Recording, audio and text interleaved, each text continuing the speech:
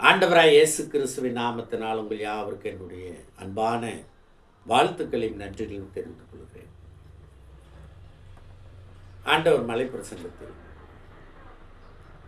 அவர் கூறும்போது 6ஆம் அதிகாரத்தில், மத்தேயு 6ஆம் அதிகாரத்தில், மனுஷர் காண வேண்டும் என்று அவர்களுக்கு முன்பாக உங்கள் தர்மங்களை செய்யாதபடிக்கு எச்சரிக்கையாக இருங்கள்.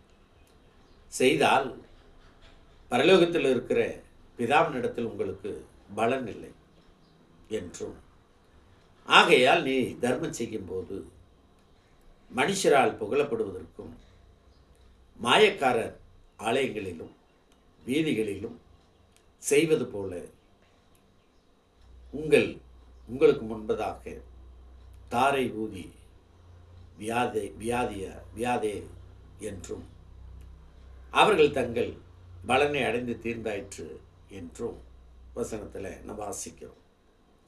நாம் தர்மம் செய்யும்போது தேவன் பார்க்கும்படியாக செய்ய வேண்டுமே ஒழிய மனுஷர் காணும்படியாக அல்ல. தர்மம் என்று சொன்னால் அதற்கு பல அர்த்தங்களை நாம் சொல்ல முடியும். தர்மம் என்று சொன்னால் அது வடமொழி சொல் என்றும், புத்த மதத்தில் தர்மத்தை அதிகமாக போதித்தார்கள். போதனையெல்லாம் தர்மம் என்று சொல்லப்பட்டிருக்கிறது. அதாவது புத்தம் தர்மம் கச்சாமி என்று சொல்லக்கூடிய ஒரு தாரக மந்திரம் வச்சிருக்காங்க.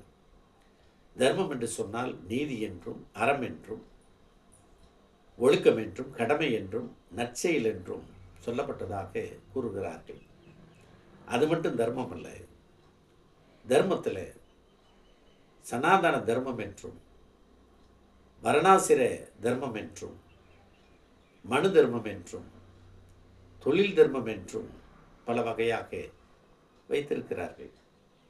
தெலுங்கில் தர்மசாஸ்திரம் என்று சொன்னால் நியாயப்பிரமாணம் என்று பொருள். எனவே இங்கே சொல்லப்படுகின்ற தர்மம் உதவி செய்தல், மற்றவர்கள் காணும்படி செய்யாமல் தேவன் காணும்படி செய்யுங்கள் என்று ஆண்டவர் மலை பிரசங்கத்திலே கூறுகிறார். தேவனுக்கு நாம் நன்றி சொல்வோம்.